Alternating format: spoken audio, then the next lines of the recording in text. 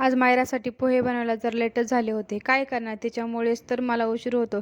तरी होईल तेवढीच कामे करते. मॅडमला इथे राग आला होता वाटतं. खातच नव्हती लवकर. इथे खायला चारून कधी झोपेल असे झाले होते. ही तर काय खात नव्हते. शेवटी ती माशी येऊन खायला लागली. तेव्हा कुठेतरी जाऊन मॅडमने खाल्ले.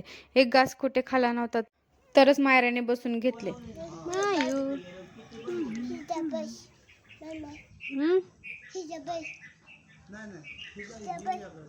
बर, मला बसवले आणि स्वतः लागली फिरायला. फिरता फिरता दिसला डॉगी.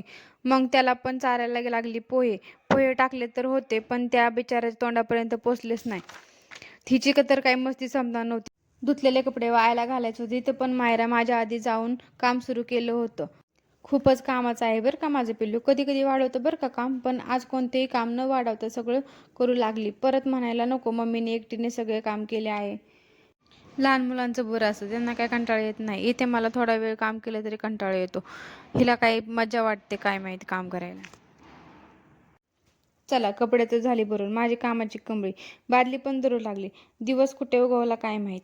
काही का असेना, फायनली काम झालं. मला तर वाटलं मॅडम कंटाळले असतील, पण नाही हो, मॅडम तर फुल एनर्जीमध्ये होत्या. मग काय घेतलं ते